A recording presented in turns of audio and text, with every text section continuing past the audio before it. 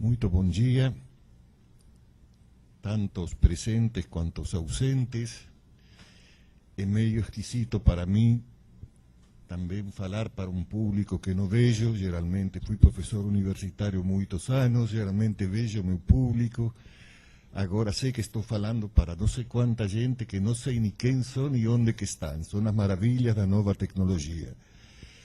Mas vamos ao que interessa. Como dizia Luciano, este é o 12º mapa que estamos lançando. Ou seja, é um trabalho de anos que, como falou Luciano, começamos em outros locais, em outros organismos, na Unesco, na OEI, em vários, com muitas parcerias, Ministério da Justiça, Ministério da Saúde, etc., que continuamos fazendo. Quero esclarecer o seguinte, que nenhum desses 12 anos este trabalho teve o mínimo financiamento de nenhuma instituição. Sempre foi um trabalho totalmente autônomo, independente de qualquer outra instituição. As instituições se associaram ao trabalho, mas não com recursos financeiros. Se associaram não para publicar ou para coparticipar do trabalho. Então, a ver se podemos passar o slide.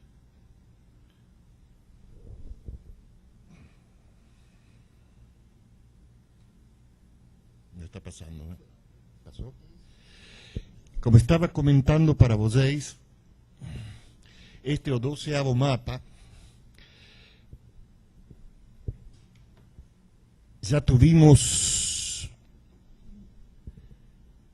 6 mapas que se publicaram sob a sigla Os Jovens do Brasil. Começamos em 1998 com o primeiro mapa, são exatamente 12 anos e 12 mapas da violência. O sea, tivemos uma certa regularidade temporal. Foram 2 dedicados aos municípios brasileiros, um dedicado a São Paulo,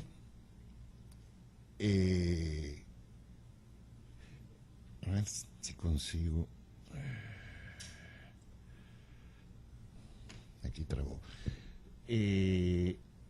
Os Jovens da América Latina, onde fizemos um reconto dos países da América Latina, esse mesmo problema de homicídios e violência na América Latina e no mundo. Anatomia dos homicídios no Brasil, que foi o mapa anterior, e hoje voltamos um pouco ao tema da anatomia, mas só que analisando uma questão que nos preocupou, o que se nos evidenciou quando começamos a trabalhar este novo mapa, que a mudança dos padrões da violência homicida no Brasil. O que detectamos nestes anos de trabalho, que já não a lógica da violência homicida no Brasil mudou radicalmente na última década. Uma lógica sentada nos grandes centros urbanos, nas grandes metrópoles brasileiras, que eram o polo dinâmico da violência até 10 anos atrás, deixou de ser correto e real. Nós dizíamos em todas nossas introduções, a ver se consigo mudar aqui para poder acompanhar. Tá. Decíamos em todas nossas introduções anteriores que a violência era... Pode passar.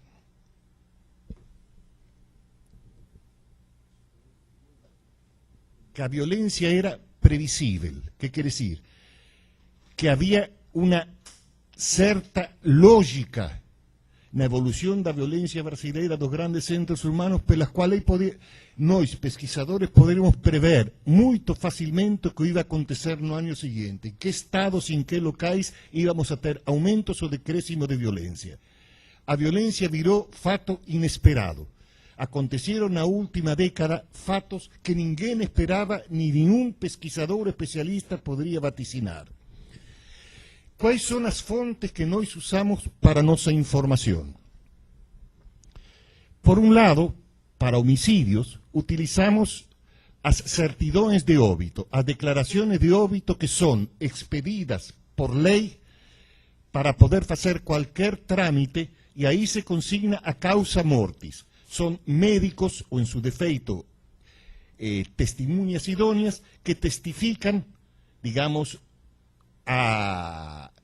o fato para poder fazer qualquer trámite legal no Brasil, enterrar um cadáver, fazer um trámite perante o INSS, etc. É o único documento oficial que temos. Existe uma segunda fonte que está começando a ser trabalhada agora no Ministério da Justiça, que são os boletins de ocorrência policial. São duas fontes que muitas vezes não fecham e muitas vezes dão dados bastante diferenciados em alguns casos. Geralmente as certidões de óbito têm níveis superiores que os boletins de ocorrência policial.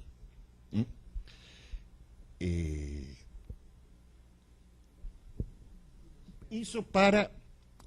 Não está funcionando. A ver.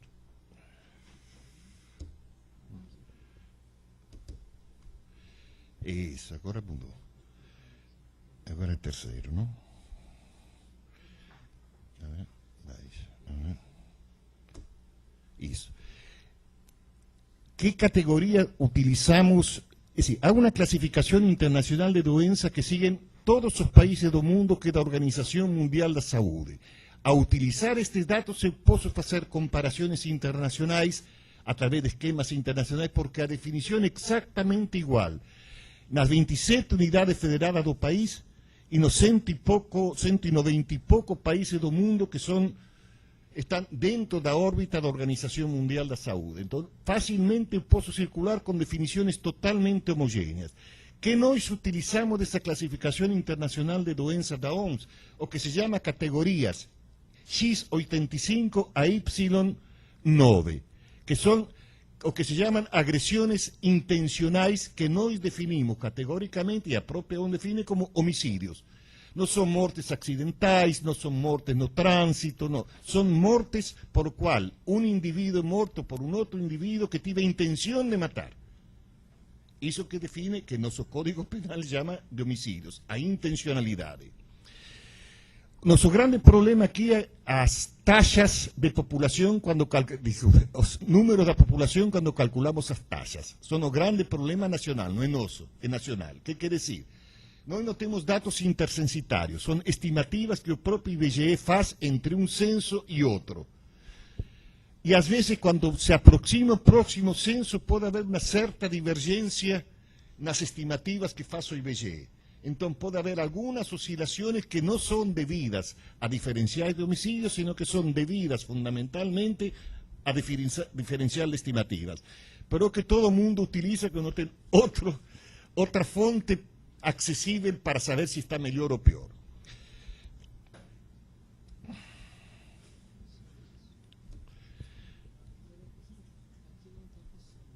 Aqui também não. A ver.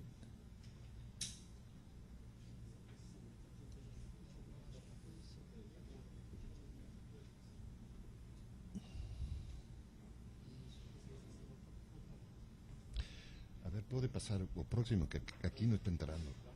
Já foi? Não, o anterior. Não, esse mesmo. Desculpa, esse mesmo. Que aqui desapareceu do mapa, não sei o que aconteceu. Que aconteceu nos últimos 30 anos, que este trabalho toma os últimos 30 anos para ver as tendências da lógica homicida no Brasil. Aqui vocês têm os quantitativos, tem no mapa os quantitativos, vocês podem encontrar estes dados nas tabelas e gráficos 2.21 da página 18 e 19, podem ir acompanhando, porque aqui não está completa porque é muito longo, 30 anos. Vocês podem ver que começamos com 13.910 homicídios em 1980, 30 anos depois temos 49.932 homicídios. Nesse ínterim, nesses 30 anos de violência homicida no Brasil, morreram exatamente, pelos registros que tem o Ministério da Saúde, 1.091.125 pessoas. Fica um pouco difícil, quando eu vi esse dado, eu tentei ter elementos, porque a partir de certos quantitativos a gente não tem condições de ver a concreticidade do fato. O que significa isso? Só 13 municípios em Brasil têm esse número para cima. Todo o resto, Es decir, es como si hubiésemos matado en 30 años una ciudad entera de muy grande porte con algo así como una bomba atómica. Nós fizemos esta no trabalho um comparativo com os maiores conflitos que existiram no século passado, no século XX. Isso podem encontrar no trabalho.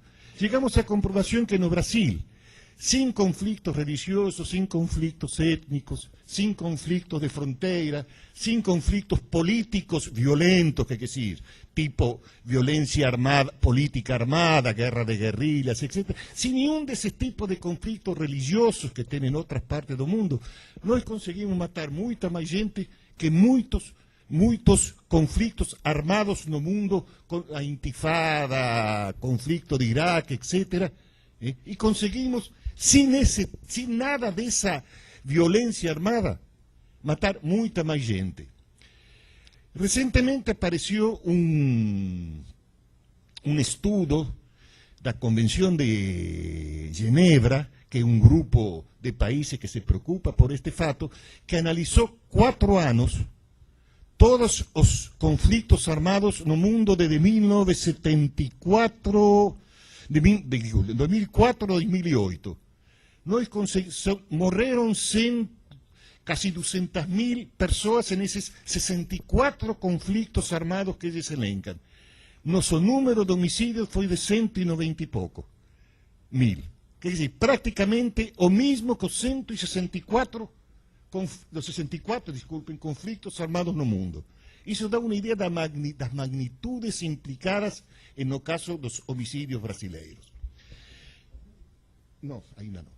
Você pode observar que aconteceu um fato meio extraordinário nesta década. Até 2003, com algumas oscilações de anos 90, etc., que sube e desce, mas a tendência geral é de violento incremento do número das taxas de homicídio no Brasil, que passam de 11,7 para 26,2. Até 2003 a tendência geral, salvo 1 ou 2 anos de queda, etc., sempre foi de crescimento. E nessa época cresceu uma taxa que seria boa se fosse uma taxa de crescimento econômico, 4% ao ano. Todos os anos crescia 4%. Seria bom se fosse na economia. Na economia mundial se cresceu 1%, na economia mundial nós com 4% de crescimento seria bom, mas não, tivemos crescimento de homicídios. Em 2003, por primeira vez na história brasileira, as taxas estabilizam e até caem. Se deram vários fatos concomitantes que explicam essa regressão, mas, em geral, nós vamos observar que entre o ano 2000 e o ano 2003, o ano 2000 e o ano 2010, 10 anos, por essa subida e descida, as taxas permanecem praticamente iguais. Dá uma olhada. Em 2000, 26,7, em 2010, 26,2. Por primeira vez na história, conseguimos, fato muito positivo, estagnar essa espiral de violência ascendente. Não conseguimos fazer baixar ela. 26 homicídios em 100.000 habitantes é muita coisa. Nos bota exatamente entre os 6 países mais violentos do mundo, segundo a estatística da OMS. Nós estamos em 6º lugar com uma taxa de 26, só depois de países tradicionalmente violentos. El Salvador, Honduras em Centroamérica, Colômbia em América do Sul, que são países, por definição, violentos. Quizás vocês não lembram, mas há alguns anos atrás, a violência, quando se falava a violência, era Colômbia. Era a violência política de Colômbia, a guerra de guerrilha, a guerra do narcotráfico, era, digamos, o paradigma da violência internacional, da violência homicida. Não. Bom, pode passar.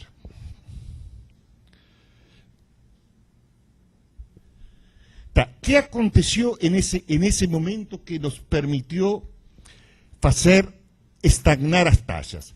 3 fatos muito determinantes. Primeira campanha do desarmamento, 2004, começam a cair as taxas. Desculpa, volta para trás. Se é possível. Voltou? Cai, depois estabiliza, começa a descer.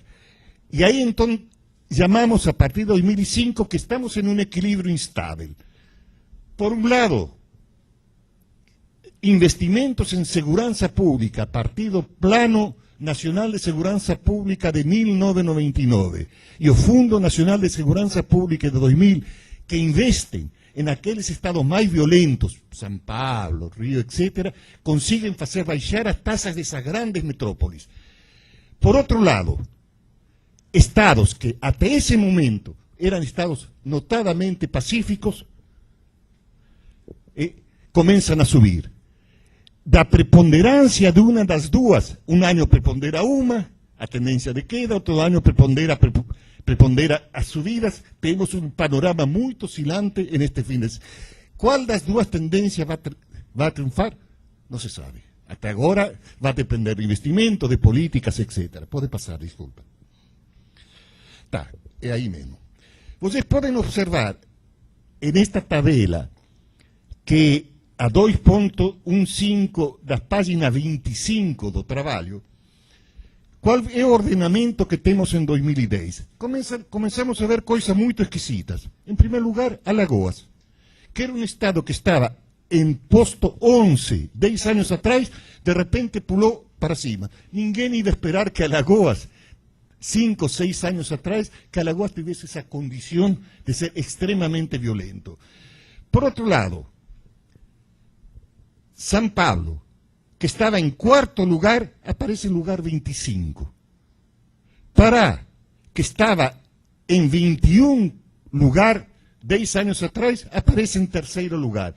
Uma espécie de dança de cadeiras incompreensível neste momento. Um Estado sobe, se falou na imprensa, em outro lugar, nordestinização da violência, que a violência virou nordestina, inclusive The Economist sacou, a grande revista sacou, e realmente houve esse processo. Estados do Nordeste viraram, que eram pacíficos, Maranhão, Piauí, viraram extremamente violentos, pero o fenômeno é maior que o Nordeste, porque se fosse nordestinização, teríamos que buscar as causas especificamente no Nordeste, pero não são causas nordestinas, são causas nacionais, que não se explica, por exemplo, que estados como Paraná, estados como Goiás, de repente, estados como Pará, que no tienen nada a ver con el Nordeste, de repente de una posición de equilibrio, pulan para cima. ¿Qué acontece? Pasa para lo siguiente. ¿No apareció? Aquí no va a ter, a ver si consigue, si usted consigue. Ahí. Isso. Esta é a mesma tabela que a anterior, só que ao invés de estar ordenada pelo ano 2010, aparece ordenada pelo ano 2000. Que aconteceu no ano 2000, primeiro, segundo, terceiro, quarto lugar, e que aconteceu 10 anos depois? Observe uma coisa, os 7 estados, 7, mais violentos, caem. Não é um, não é dois, são os 7 que em 2000 eram os mais violentos: Pernambuco, Rio, Espírito Santo, São Paulo, Mato Grosso, Roraima, Distrito Federal. Esclarezco que Espírito Santo aquí aparece como aumentando, pero há um pé de página no estudo que diz que se tomássemos, em vez de 1998, que o processo em Espírito Santo começou 2 anos antes que no resto, em 1998 a taxa de Espírito Santo era 58,3. Acompanhou essa regra dos 7, os 7 maiores em 2000, caíram, e alguns drasticamente. Observen Rio de Janeiro, observen principalmente São Paulo, que teve uma queda muito significativa, que passou de 42,2 homicídios em 100 mil habitantes para 13,9, muito significativa. Por outro lado, os 17 estados, 17, que antigamente eram os menos violentos do Brasil, que estavam embaixo, todos os 17 subiram, todos. E aí não são nordestinos, que subiu Amazonas, subiu Goiás, subiu Acre, subiu Paraná, subiu Rio Grande do Sul, subiu Pará, Minas Gerais, Santa Catarina. Es decir, não é um problema nordestino. Estamos presenciando um fenômeno de espalhamento e disseminação da violência nacional, que esse é o novo fenômeno que quero focar em todo este trabalho, que o problema que estamos teniendo en este momento, a diseminación nacional da violencia, como una epidemia, no estamos consiguiendo conterela. Está avanzando sobre locais que antigamente no tenían saúde propia, agora já não. Agora a epidemia avançou sobre esses locais. Pode passar. A página está na página... Vocês podem encontrar esses dois ordenamentos na página 25 e na página 43. A primeira parte, página 25, e a segunda parte, do lado direito, página 43. ¿Localizaron? Certo. Sigamos. A ver, me pasa. Que si no tengo que virar para... Tá. Olha, en este gráfico, que é o gráfico 2311, página 44, vocês observam a evolução. A evolução nos últimos 10 anos, desculpe, nos últimos 30 anos, dos 7 estados mais violentos e embaixo, em amarelo, dos 17 estados menos violentos. Den uma olhada.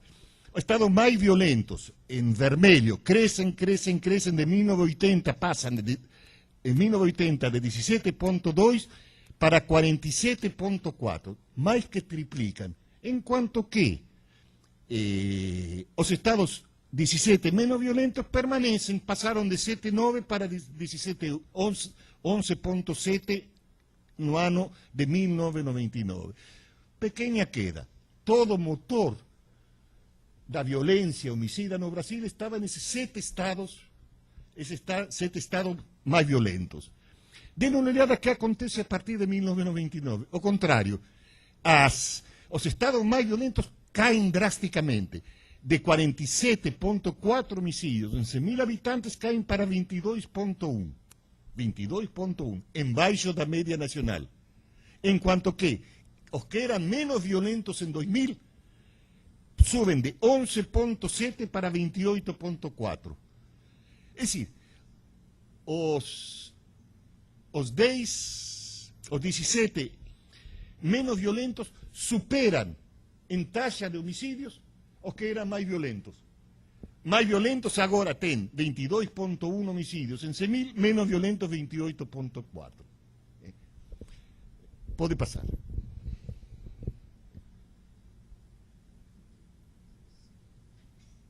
Aqui, não?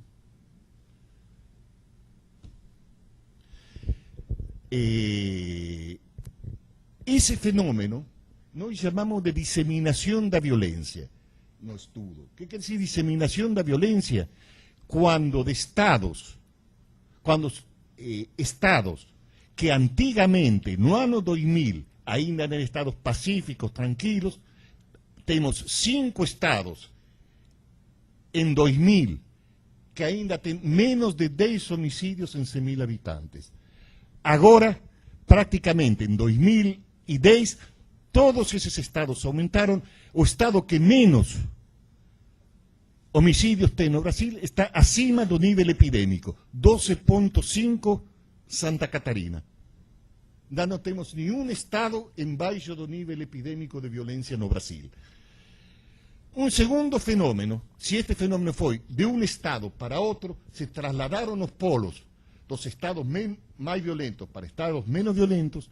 Um segundo movimento, que é concomitante com o anterior, só dá para diferenciar analiticamente. Na realidade, funcionam os dois ao mesmo tempo como uma desconcentração da violência. Um segundo movimento foi de interiorização das grandes metrópoles para o interior dos estados.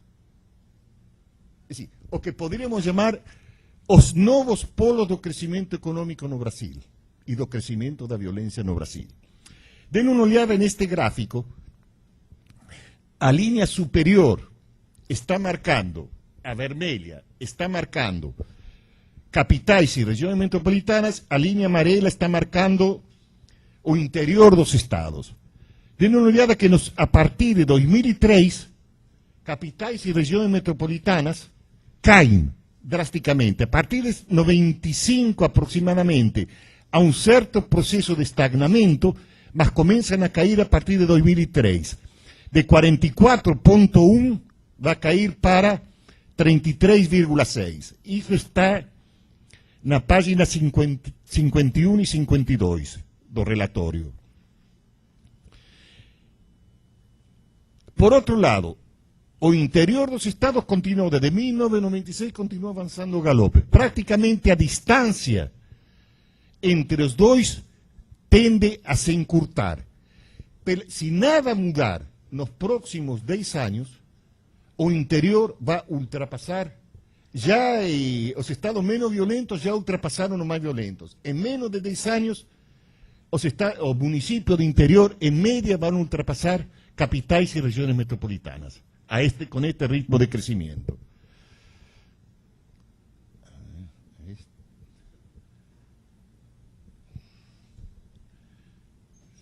Não sei o que fiz. Aqui, aperto errado, então parece que estou... Den uma olhada, por exemplo, que significou esta interiorização da violência na última década. Entre 2000 e 2010, os homicídios aumentaram de 45.360 para 49.000. Aumentaram 4.572. Tiveram um crescimento de 10%, o número absoluto de homicídios. As capitais e regiões metropolitanas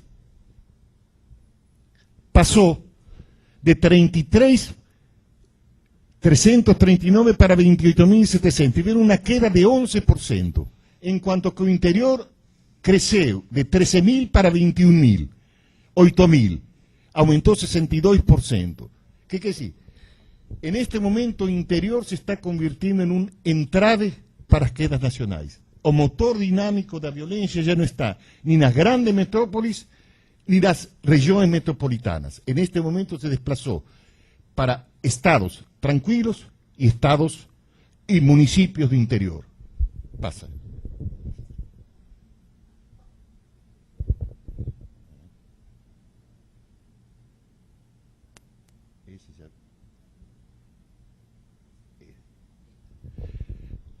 Qual é o efeito de todos estes dois processos, que é um único processo de desconcentração?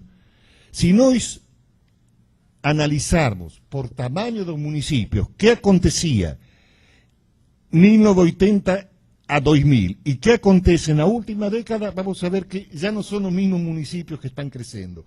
Os grandes municípios, den uma olhada, isso está na página 57 do estudo. Em 1980 a 2000, o grande crescimento estava nos municípios de acima de 100.000 habitantes. 100.000 a 200.000, 200 a 500.000, 500.000 habitantes foram os que, mais de 500.000, os que mais cresceram, 132%. Já 2000, 2010, os polos dinâmicos já não estão nesses municípios. Estão nos municípios de pequeno e médio porte. Municípios que mais cresceram até 100.000 habitantes. Aqui. Até 100.000 habitantes.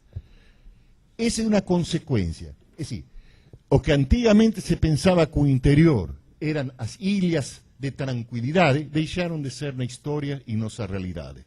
Temos municípios do interior que aqui se elencam, estão elencados no relatório, municípios do interior insuspeitos. Quais são esses novos municípios que marcam uma nova violência? 4 ou 5 tipos de municípios. 4 ou 5 categorias de municípios, melhor dito. Quais são eles?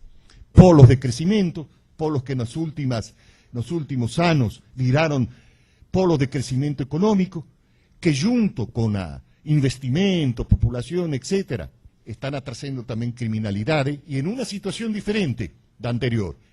A estrutura do Estado não tem experiência de enfrentamento dessa violência.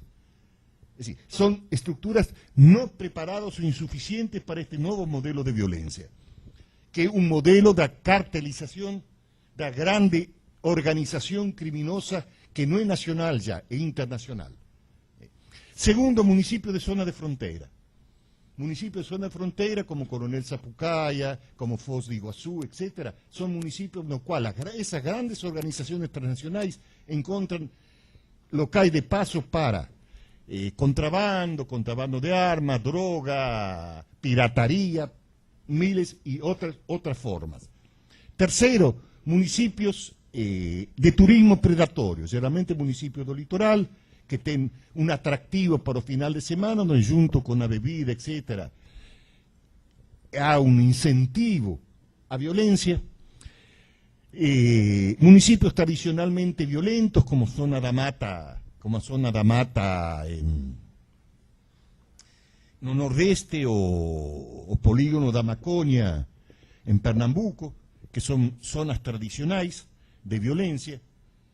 Esto es, y básicamente en este momento, en las últimas 2, 3 décadas, por lo menos que tenemos información, o arco do desmatamento e os grandes empreendimentos agroindustriais do arco do desmatamento, que en este momento hubo también en Pará, por ejemplo, un plebiscito da populación para a división que utilizou muitos datos do mapa da violencia, onde, junto con grandes empreendimentos, aparecen madeireiras ilegais, grilagem de terra, trabalho escravo, exterminio de poblaciones indígenas isoladas, etcétera, etcétera, etcétera. Es decir, son estructuras altamente violentas con lo agravante que unifican intereses económicos y políticos locales atrás de ellos. Y otra cosa que no debemos esquecer, melhoraron, todo esto puede ser también en parte, a melhora en nuestro sistema de captación de informaciones. Melhoramos en los últimos años, principalmente o que antigamente eran cementerios clandestinos, enterros clandestinos, etc., principalmente en el interior, principalmente en estados más atrasados, ahora se capta esa información que antes era desconocida también. Puede pasar, Luciano.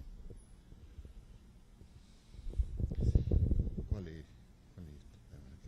Este, ¿sí?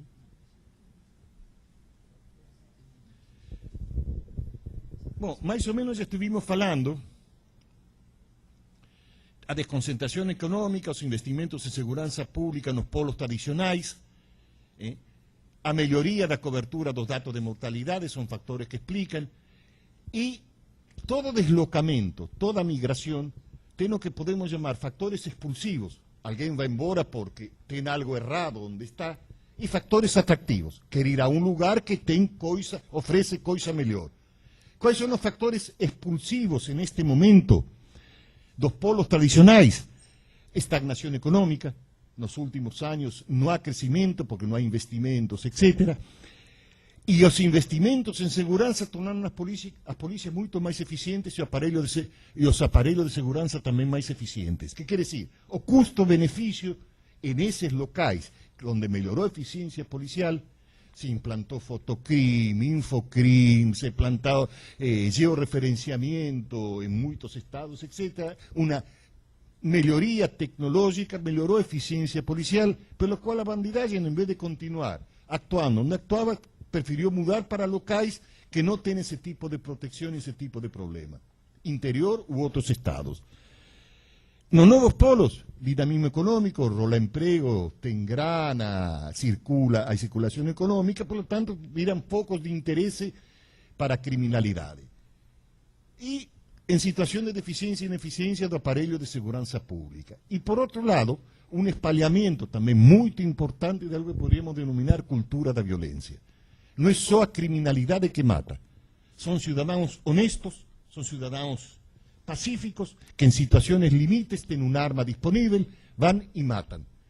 Hubo pesquisas feita pelo Instituto, pela rede Kubitschek, hubo pesquisa feita pelo Hospital da Restauración, que demuestra que más de 50% dos feridos de bala que ingresan en esos centros, que son centros de referencia en traumatología, son lo que se llama crímenes de proximidad. No es crimen profesional. ¿Crimen de proximidad de qué? Un amigo, un familiar, un parente, un vecino que por motivos fútiles y banales pegó un arma y atiró. Entonces, nuestra preocupación no tiene que ser exclusivamente a criminalidad. Nós tenemos una cultura de violencia que es más o menos lo siguiente. No Nordeste sería no levar desaforo para casa. Y a nivel nacional, y a nivel, no digo nacional, latinoamericano, es una cultura que más o menos implica lo siguiente: se resuelve o conflicto, si existe un conflicto, se resuelve exterminando um polo do conflito, matando o polo conflictivo. Em outros lugares se soluciona mediante vias legais pacíficas. No Brasil e em América Latina, com sintomas latino-americanos, se resolve matando o próximo.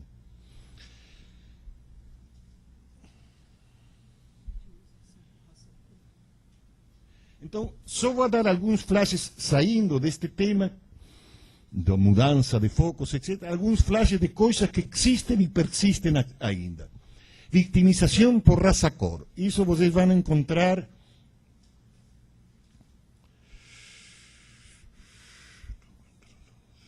não sei, isso não anotei. Na tabela 242 e 243. Tem que procurar 242 e 243. São estas duas tabelas que estão aqui. São taxas de homicídios brancos e taxas de homicídios negros. Vocês podem observar que a taxa... Nós temos dados de 2002 porque são dados já confiáveis do sistema de saúde, que começou a implantar isto raça-cor em 1996. Pero recém em 2002 tem uma cobertura suficiente como para poder trabalhar com dados confiáveis.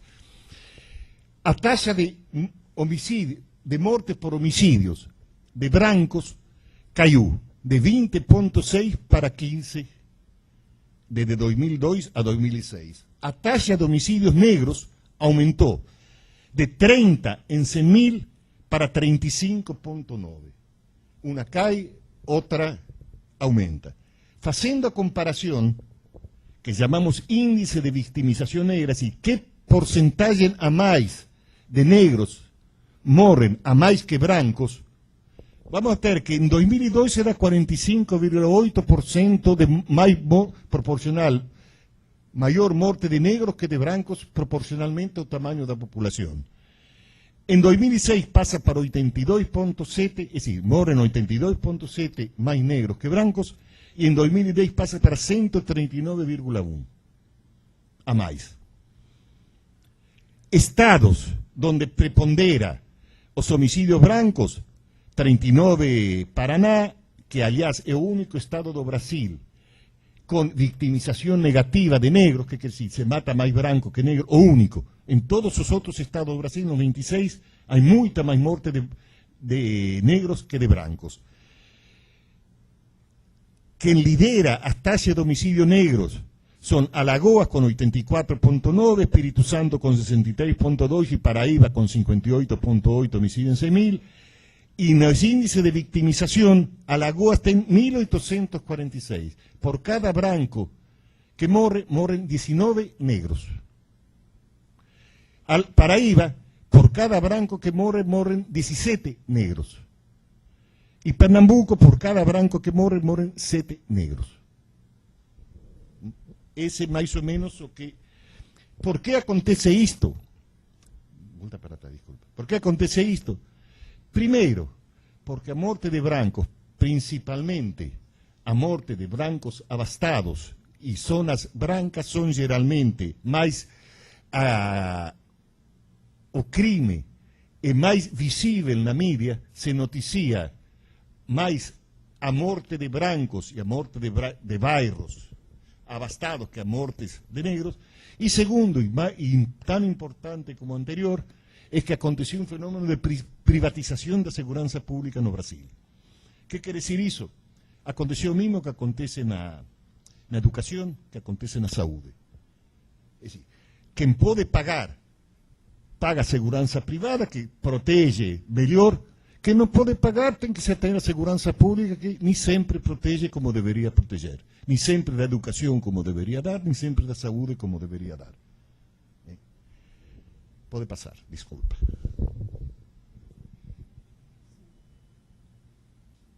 É seguinte, não?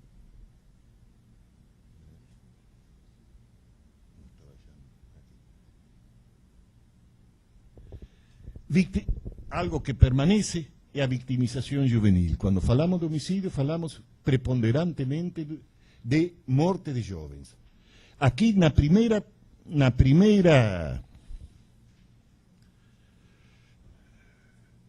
que está na página 70 e 79, esses dois gráficos, vocês têm os homicídios por faixas etárias. Vocês podem perceber que a faixa de 20 a 24 disparada a que mais mortes tem no Brasil. E não é a faixa que mais população tem. Tem uma taxa de 60,9, depois de 20 a 25 a 29 de 51,6, etc. Se observam no gráfico seguinte, vão ver que em 1980, o gráfico da página 79, em 1980 havia pouca diferença entre a população jovem e não jovem, esclareço. População jovem 15 a 24, não jovem que ainda não chegou aos 15 ou que já passou dos 24. Esse não é jovem. Não sei por que não chegou ainda ou porque já passou. Então, vocês vão observar que em 1980 a diferença era pouca. Era uma taxa de 10,2 para o não jovem, uma taxa de 17,2 para o jovem. 70% de diferença. Já para 1995, praticamente o jovem duplica a taxa no jovem, 42,4 para 24. Depois sigue crescendo até que estabiliza, Só que agora é 2,5 vezes mais. O não jovem tem 25 e o jovem tem 52. Pero denle uma característica. De 1995 até 2010, a taxa do jovem permaneceu constante, não aumentou nada. A única que aumentou foi a taxa jovem. O que quer dizer isto? Que os últimos 15 anos da história da violência homicida no Brasil foi o extermínio de sua juventude, porque os outros permaneceram igual. O motor impulsor desse crescimento da violência foi o homicídio juvenil. Aqui. Bom, para fechar e para terminar, não sei se estou em horário, viu? Falei que ia dar 20 minutos, não é? Que vão encontrar que não está neste relatório? Por quê? Porque muita coisa, era olha o tamanho que dava a publicação, está aqui na ponta da mesa. Então preferimos dar o miolo e disponibilizar na internet outros insumos para quem quer trabalhar, ter curiosidade para ver o que acontece. Primeiro, este relatório completo com todas as unidades federais. Sí. O que van a encontrar, que esqueci de esclarecer, é um dossiê, um folder para cada unidade federada. As 27 unidades federadas têm um folder que condensa informações desde 1980 até 2010. Quem está interessado em um estado determinado vai ter aí condensada a informação, isso está no relatório completo. Que tem cada folder por unidade federada que vocês vão encontrar que podem baixar da internet? Taxas da unidade federada, capital e região metropolitana, interior de 1980 a 2010, periodização, como nós vemos que aconteceu essa evolução do Estado por períodos, que período teve de crescimento, de queda, etc. Mapas georreferenciados por município, como foi a situação em 2000 e em 2010, mapas georreferenciados, onde estão os pontos problemáticos nesse estado para ter de repente, uma boa visão é muito melhor que uma lista. Por exemplo, Minas Gerais tem 700 e pouco de municípios, não dá para assimilar. Agora, um mapinha dá, olha, está aqui, aqui está claro, aqui está escuro. E as taxas por tamanho de município que utilizamos nesses mapas, 2000 e 2010. Que aconteceu em 2000 e que aconteceu em 2010, que são os dois mapas georreferenciados que tem na publicação, que um mapa 2000 e um mapa 2010. Por último, vão encontrar planilhas complementares. Duas planilhas complementares. Não dava para botar na publicação 5.565 municípios que temos no Brasil. Era um... Não havia forma de publicar. Então botamos na internet, quem está interessado baixa. São dois tipos de planilhas. Número de homicídios, taxa média 2008 a 2010 dos 5.565 municípios, duas planilhas, um ordenado nacionalmente, que é o mais violento nacionalmente até o menos violento, e outro por estado. São duas planilhas que vão encontrar na internet, que já estão disponíveis na internet, não é? Já estão disponíveis agora na internet. Segunda planilla, número, domicilio y talla 2000 y 2010 dos 5.565 municipios que utilizamos para o georreferenciamiento. Es decir, ¿cómo fueron armados esos mapas? Este municipio, ¿qué aconteció en este municipio? Vocês têm aí os datos na planilha, que podem já agora ir baixando. Passa. E agora, então, tal como foi anunciado, a palavra de vocês. Muito obrigado. Bem, perguntas? Quem quer começar?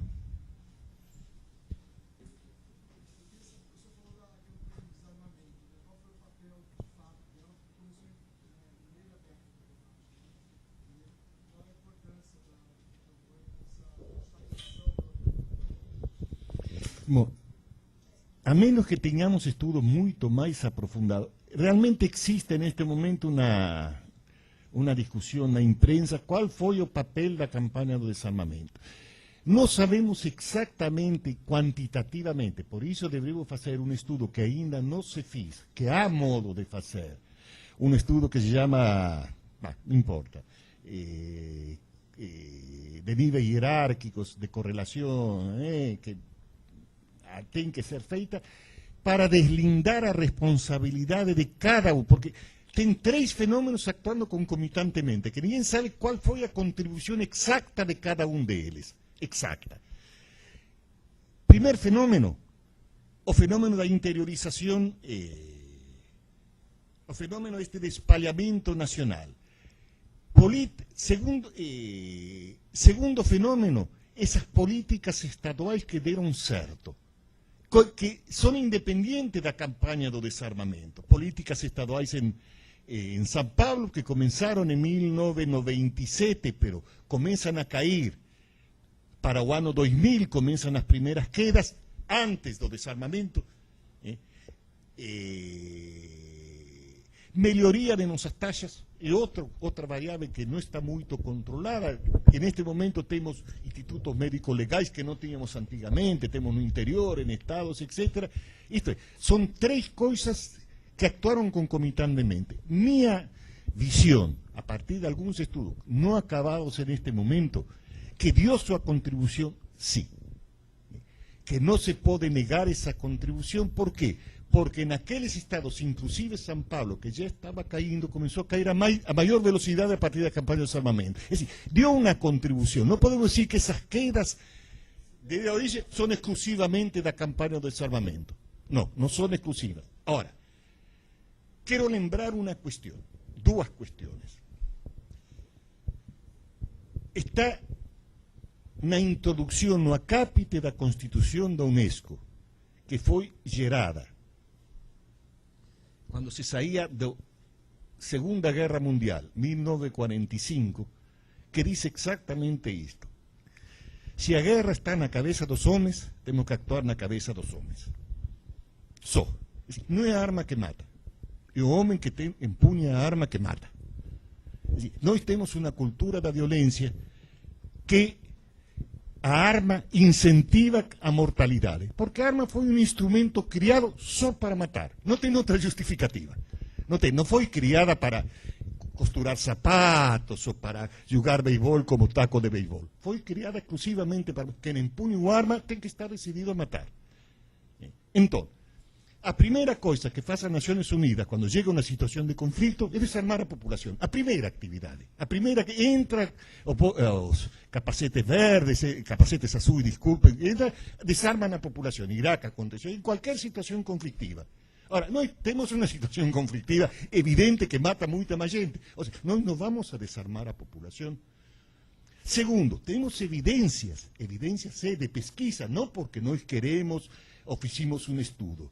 Que estaba referenciando o Hospital da Restauração, Sara Kubitschek, que fez esse tipo de estudo. Quem empunhou a arma para tirar em outro... foram vizinhos, parentes, amigos, etc. Então, não foi o criminoso que foi... Então, eu penso que a campanha de desarmamento não é exclusivo, como se pretende, dio sua contribuição e um passo necessário, mas não suficiente. Esse é o grande problema. Se paramos com a campanha de desarmamento... vai acontecer como com a anterior campanha. Um ano, 2 anos caiu, depois começou a aumentar de novo. Essa é a melhor resposta que eu posso dar para vocês. Não tem um estudo feito exatamente para calibrar o que você pergunta. Oi, eu queria só pedir que vocês se apresentassem antes de fazer a pergunta, por favor. Bom dia. Meu nome é Fábio, sou repórter do SBT. Essa comparação que a pesquisa mostra com os números das guerras é bastante impressionante, né? O senhor, de certa forma, falou um pouco disso agora. O senhor acha que nós temos no Brasil uma cultura da violência que está na sociedade em todos os sentidos e uma ausência completa de uma política capaz de combater essa cultura, é isso? Primeiro, eu esclareço que não foi um fenômeno brasileiro. Quando nós fizemos estudo da juventude latino-americana, comprovamos que esse tipo de violência cultural é um patrimônio da América Latina. Dá uma olhada, dos 10 países mais violentos do mundo, 7 são da Latinoamérica. Que não tem toda essa população, todo esse. Algo acontece que vem da colonização, que é a falta de respeito à vida humana. A vida humana não vale a escravatura, não sei, eu não sou antropólogo, acho que deveríamos chamar algum antropólogo, historiadores, para tentar explicar. Mas sim temos, uma cultura da violência. Senão não se justifica que sejam amigos, parentes, vizinhos, colegas, etc., que matam tanto. Sara Kubitschek, uma pesquisa que fiz no ano 2001, está disponível na internet. Ela pegou durante 6 meses, eu não lembro bem, acompanhou os feridos de bala, perguntou para os feridos, perguntou para familiares como havia sido, o que havia sido, etc. O mesmo fiz um médico chamado João Veiga, no Hospital da Restauração, acompanhou durante 3 meses feridos de bala, a bala pegou aqui, em alguns casos o cara morreu, em outros casos não morreu, não? Mas pode ter morrido. Quem foi? A mais ou menos as conclusões semelhantes, mais da metade são crimes de proximidade. Comprovados crimes profissionais, 25%. Aquele da limpeza de arquivo, da droga, etc., 25%. O resto não sabemos muito bem, os outros 25%. Ora, que a maior parte de nossas mortes são crimes de proximidade, crimes de cultura. Agora, crimes de cultura quizás são tão ou mais difíceis de erradicar que crimes profissionais. Atacando crimes, o narcotráfico, a droga, a instituição criminosa, provavelmente faz de ser. Crime de cultura não temos muitos mecanismos. Sim, a humanidade não inventou até hoje melhor mecanismo que a educação para mudar uma cultura. E nós, nessa faixa etária, de 15 a 24, nós temos aproximadamente 19% da população nessa faixa. São aproximadamente 3 milhões e meio, a 3 milhões 600, 700 mil, dos quais 20% não estudam nem trabalham, desculpa, 20% dá 3 milhões e pouco de jovens que não estudam nem trabalham. É um exército de jovens disponíveis para entrar em qualquer uma. Não todos entram, nem muitos deles entram. Mas só que entre 1% de 3 milhões e meio dá um exército de criminalidade enorme. Isso se soluciona com educação. Brasil fez uma façanha poucas vezes vista na história da humanidade. Houve casos. Em poucos anos botou na escola, praticamente na escola fundamental, quase 96% das crianças. Botou dentro da escola, coisa que o Brasil não era há 2, 3 décadas. Por que não fazemos isso com nossos jovens? 15 a 24 anos. Não existe melhor mecanismo de incorporação social até hoje que a educação. O segundo é a religião, em alguns casos. Porque a educação nunca gerou guerras até agora. A religião já gerou algumas, digamos. Então, temos mecanismos, sim, mas é projeto a longo prazo e investimento nisso. Eu tenho uma pergunta aqui, Júlio, para você, via Skype, da Julieta Pisa, de Santa Catarina. Pergunta se a distribuição de renda também pode ser vista nesse novo padrão. Eu imagino que ela quer saber se isso faz diferença. Bom, estudos internacionais entre países marca que fazem grande diferença a concentração de renda. Eu próprio, nesse mapa da violência da América Latina, fiz um estudo comparando índice de violência com índice de concentração, índice de desenvolvimento humano, dos quais é concentração de renda. Deu alta correlação. Agora, os estudos que se fizeram no Brasil mostram uma leve tendência, pero nada muito definitivo, entre municípios. Mostram uma leve tendência, pero nada muito definitivo ainda. Um estudo muito recente da Associação Brasileira dos Municípios que fez esse trabalho, etc. Mas, aparentemente, pelas indicações, tem no Brasil algum tipo de correlação. Não renda absoluta. Sim, tem correlação, concentração de renda. Oi, aqui. Meu nome é Suzana, eu trabalho no portal Setor 13, do Senac São Paulo. Eu queria entender um pouquinho melhor, o senhor citou, enquanto estava citando as causas em relação a esses dados, polo de crescimento econômico, você falou do polígono da maconha também, a questão do desmatamento também que poderia estar relacionado, e falou também do melhoramento de alguns canais de informações, enfim, eu fiquei com dúvida nisso. São de órgãos, foi de obter esses dados? Não, eu falei de dois tipos de melhoramento.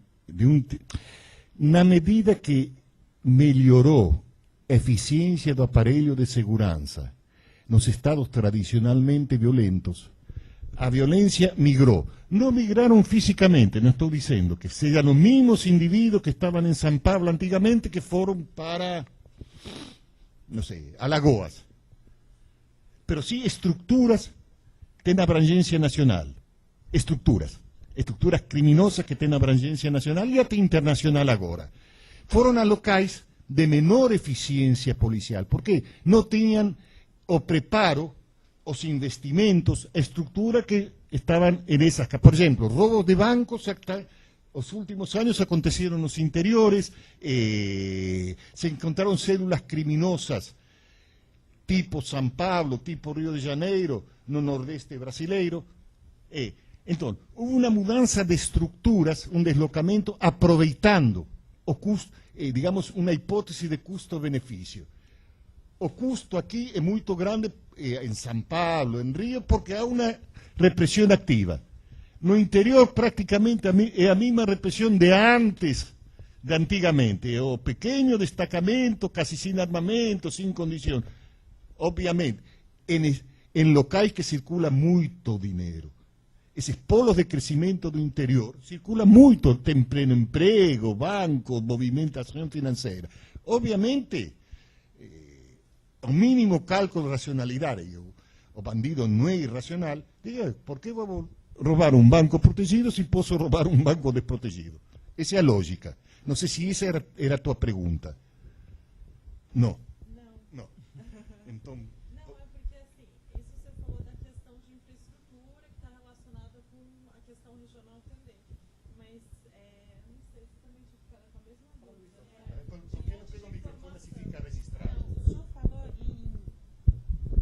É que o senhor tinha falado em 5 perfis de municípios, e o senhor falou 4. E no 5º, o senhor remeteu o assunto diretamente para melhora na captação de informações. E a gente não entendeu como é que foi a posição. É que começam a aparecer fenômenos, agora te vou explicar, que existiam antigamente, não são fenômenos novos, só que não tínhamos informação sobre eles. É assim, que quer dizer? Não havia instituto médico legal, havia cemitérios clandestinos, eram jogados no mato, etc. Ninguém sabia, nem a polícia, nem certidão de óbito. Existiam antes deste período. Se não é que não se criaram agora. Então, a melhoria das condições de captação explica alguns dos fenômenos. Que apareçam fenômenos no interior, que apareçam fenômenos em municípios distantes, que quizás existiam antigamente, mas não eram registrados.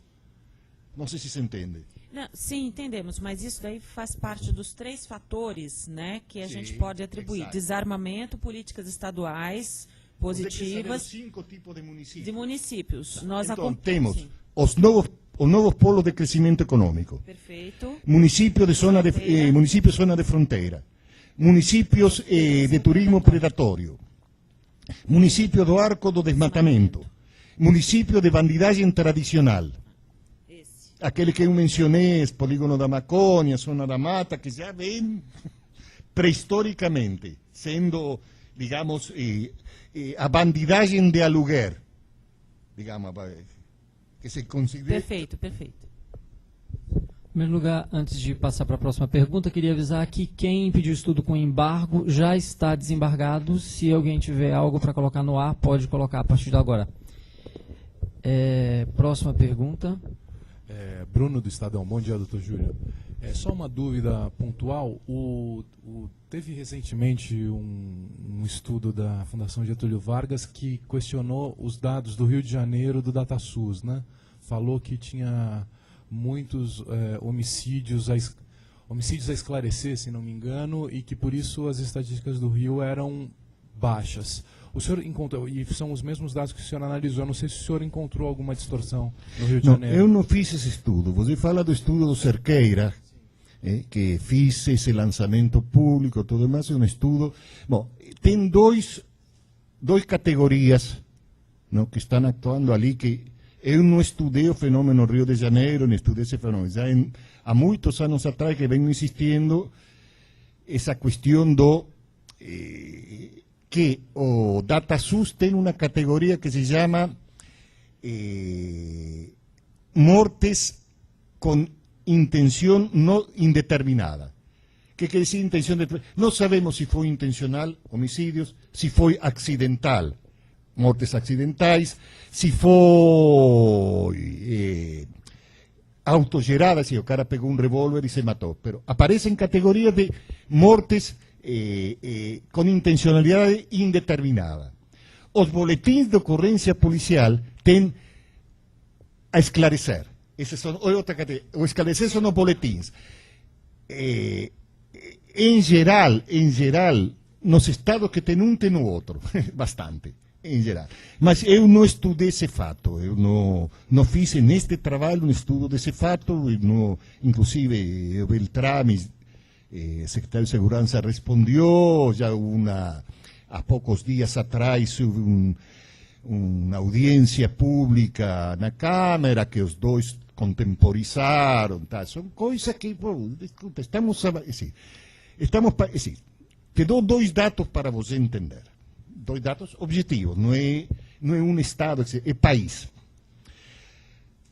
Há uns 10 anos atrás, 2000 aproximadamente, 1999, a OMS, um sistema chamado HUSIS, a Organização Mundial de Saúde, faz um estudo sobre qualidade da informação sobre mortalidade. O Brasil tinha uma péssima qualidade.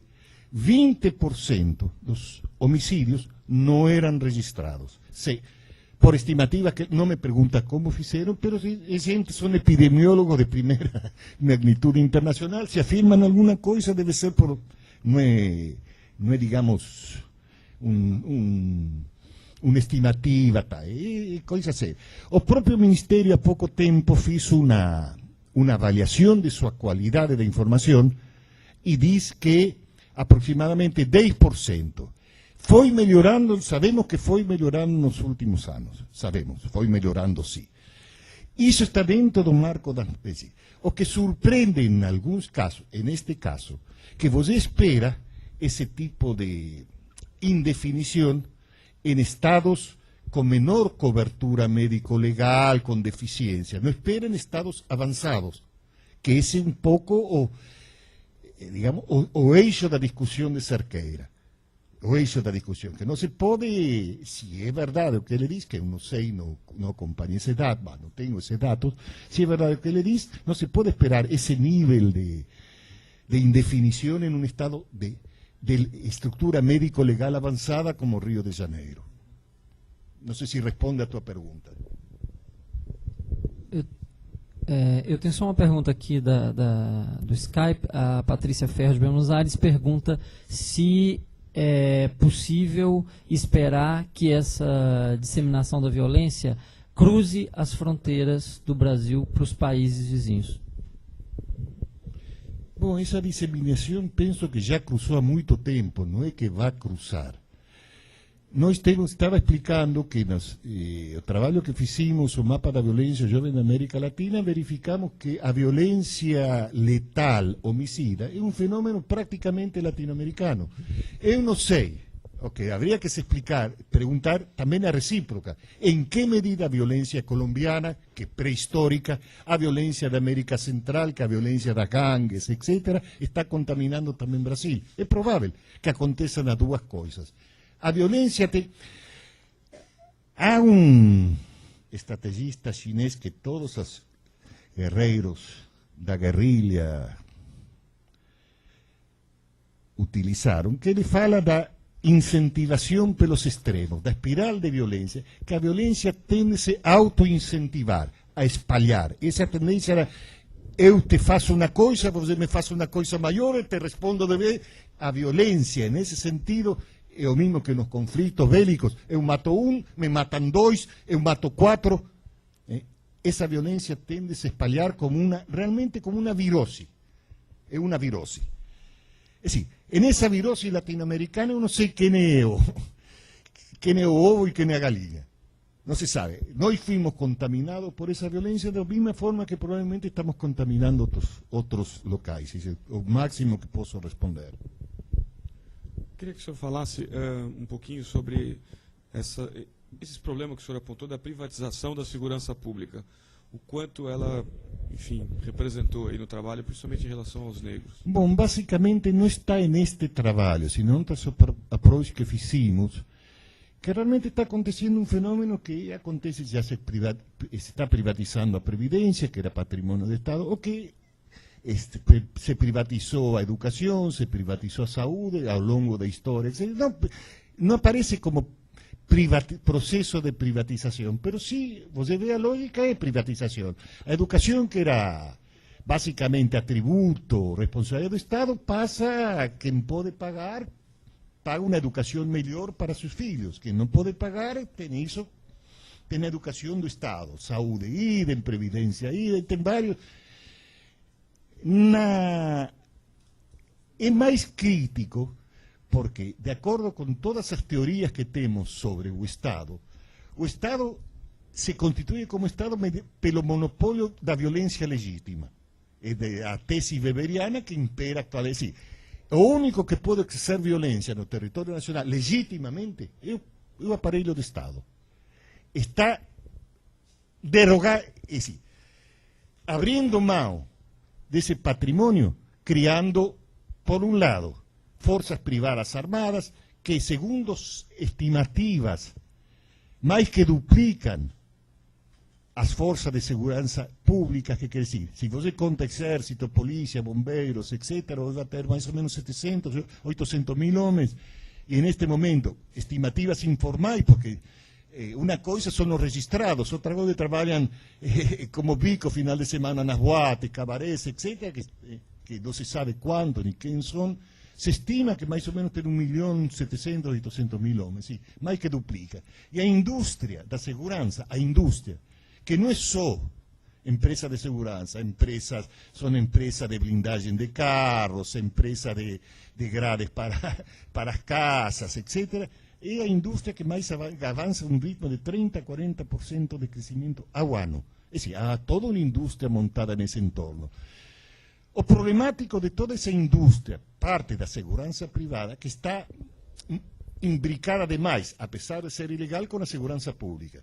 Prática, em muitos casos, são os mesmos, digamos, detentores da segurança pública que são líderes de empresas privadas. Esse líder não interessa a segurança pública, interessa a insegurança pública. Porque quanto mais insegurança pública existe no país, maior segurança privada vai existir. Essa é a contradição. Não vejo contradição anterior, vejo contradição na estrutura de como se está armando. Mais alguma pergunta?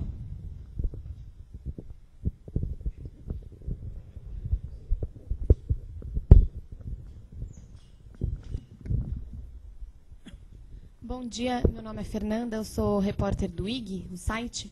Eu queria saber, atualmente, todos os estados do Brasil já estão com a taxa de homicídio consideradas em situação epidêmica. A partir dos estudos que foram feitos, nos próximos 10 anos, se continuar essa disseminação do crime, a tendência é que continue, então, nessa situação? Não existe uma previsão de algum Estado poder sair dessa situação? Essa é uma previsão um pouco arriscada.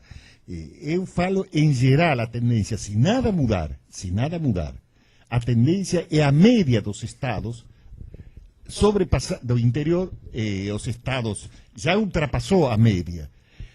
Isso não implica que estados individuais, pode ser São Paulo, pode ser Rio de Janeiro, caiam embaixo dessa média, pero a custa de espalhar a violência para os outros. Esse é o grande problema.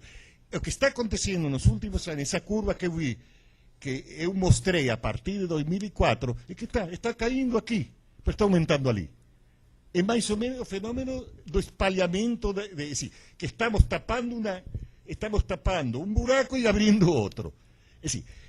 Esse é o problema que, nas conclusões, digo, nós estruturamos nossas políticas de segurança pública realmente em uma época que esses focos existiam sim, que são necessárias, são totalmente necessárias dar prioridade a esses focos pesados da violência, mas atualmente são insuficientes. Atualmente temos que pensar que é o que está acontecendo no resto do país e ter políticas nacionais, porque o espalhamento é nacional. Eu tenho duas perguntas aqui da internet que eu preciso lhe passar, estou resumindo aqui, do Ricardo Omsi de São Paulo e da Ana Paula Inks Americana.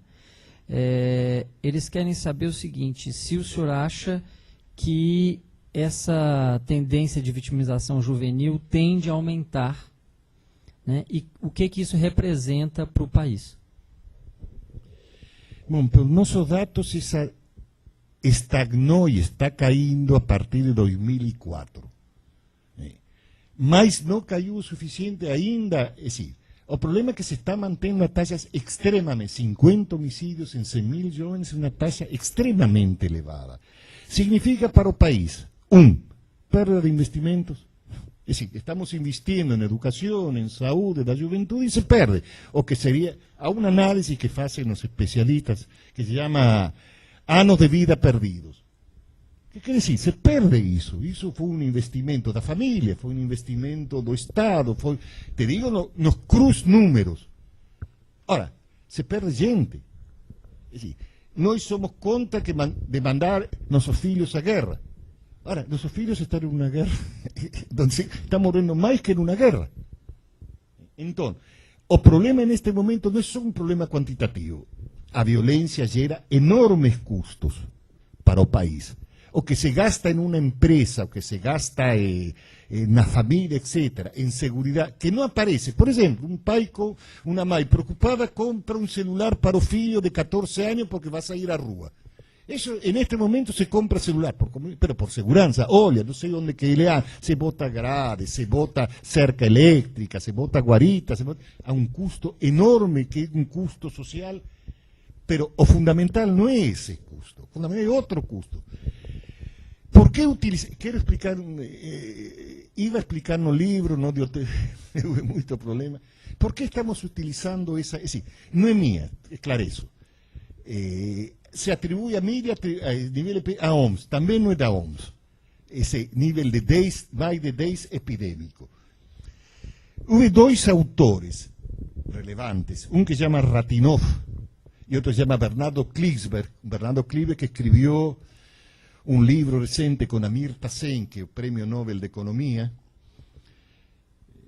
Os Homens en Primeiro Lugar, o título ya diz tudo, que eles establecen lo siguiente: olha, até 5 homicídios, situación tranquila. Que quer dizer, se me permite, vou demorar 2 minutos en tentar, porque quando a gente perde muita referência, esta é uma boa referência que está acontecendo. Até 5 homicídios e 100.000 habitantes, situação tranquila. A gente circula livremente, não temos enormes preocupações, você não encontra grades nas casas. Muitas casas, eu fui há muitos anos a Paraíba, muitas casas, você entra diretamente em cerca, entra diretamente na casa, no jardim e já está na casa. Não há necessidade de proteção. Circula livremente, não tem zonas, cuidado. E tem confiança na capacidade de repressão das forças de segurança. Porque sabe que acontece alguma coisa, estão aí, a polícia está aí, vai e soluciona. 5 a 10 homicidios en 100.000 habitantes. Mire una cierta intranquilidad, comienza a aparecer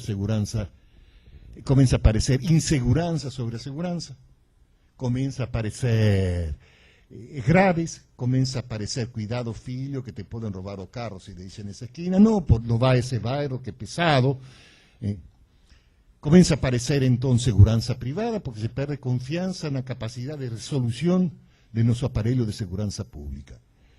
10 para cima, ya, vaya.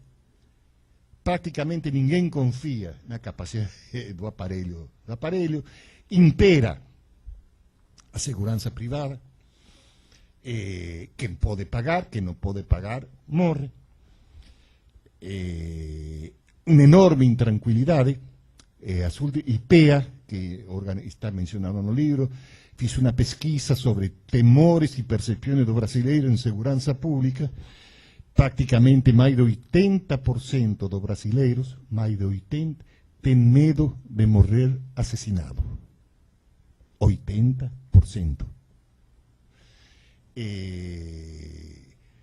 Começam a aparecer territórios onde o poder do Estado não entra, livre de poder do Estado, onde impera a criminalidade. Não sei se vocês lembram, eu lembro nitidamente uma tomada da televisão, digamos, un foco da televisión da tomada do complexo do Alemán en Río de Janeiro.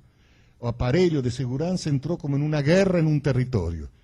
Tanques, aviones, policiais escudados atrás. No parecía una escena típica de una ciudad, parecía una escena de Irak, Afganistán, etc., y no do Brasil. No.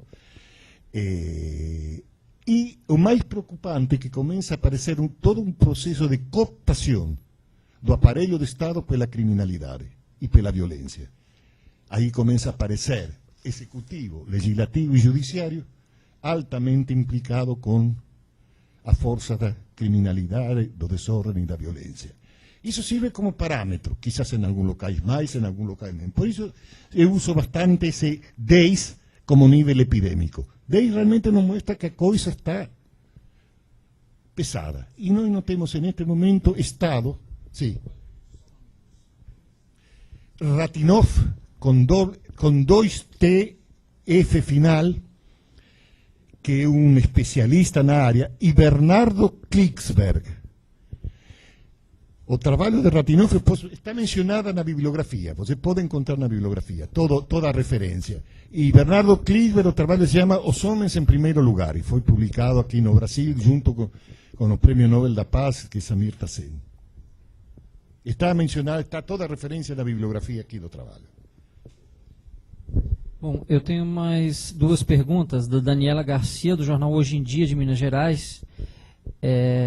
E, se vocês não se importarem, depois disso eu gostaria de encerrar a coletiva, porque algumas TVs precisam gravar e tem horário para entrar no ar. A primeira pergunta, ela não está plenamente clara, viu, Daniela? Você pergunta a causa dos homicídios. 2 pesquisas apontam as mesmas motivações dos homicídios. No interior e nas regiões metropolitanas, ela pergunta isso, são as mesmas causas. E ela pergunta também se em menos de uma década, se as condições permanecem as mesmas. No interior, não, se em menos de uma década, se as condições permanecerem as mesmas, o interior pode passar às capitais? O que podemos fazer para reverter isso? Bom, quando eu falei das pesquisas, foram indudablemente pesquisas feitas em capitais. Eu não sei se o público pesquisado era da capital. As pesquisas foram em Brasília,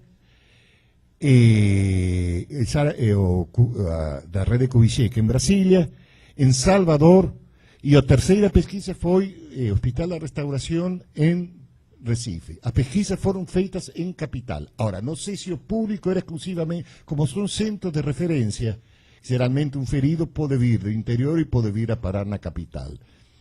Segundo, que fazer? Bom, um pouco estava tentando explicar que temos que, neste momento, começar a pensar em políticas nacionais que contemplem situações específicas como os novos polos de crescimento da violência a partir de municípios, a partir do arco do desmatamento, a partir do...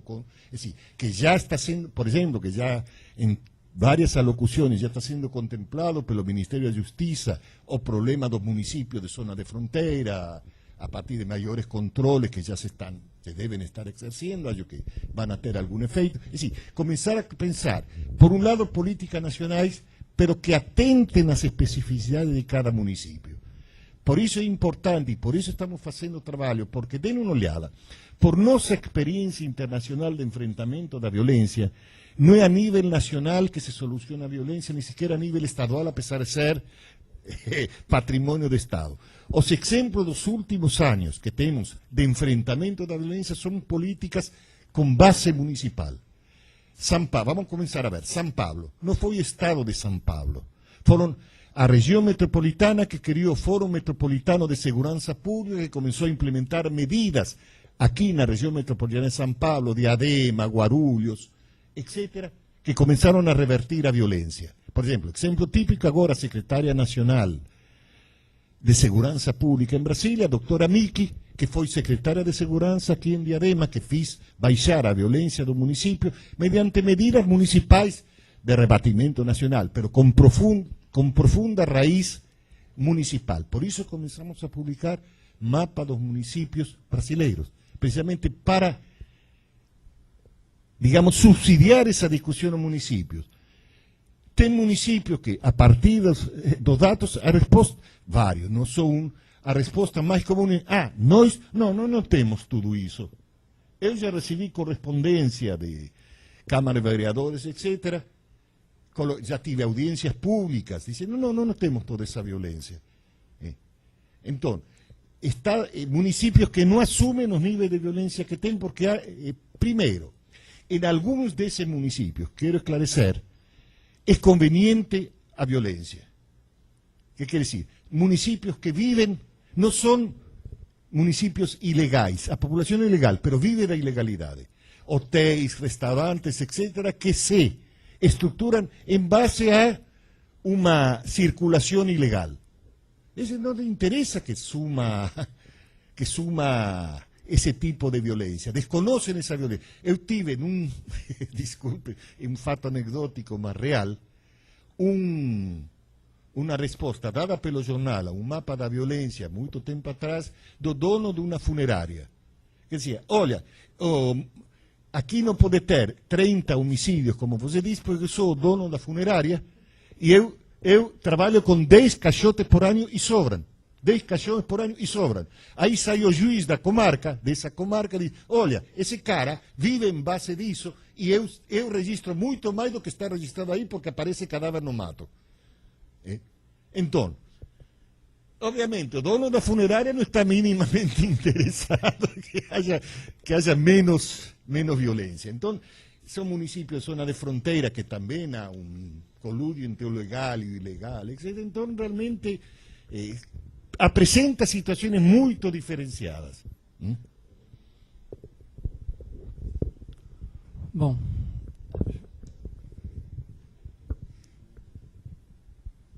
Ok. Só para avisar que outras perguntas via Skype e Twitter serão respondidas depois por e-mail. Então, muito obrigado à USP, muito obrigado a todos vocês. E as TVs que quiserem gravar estão à vontade, podem vir. Obrigado.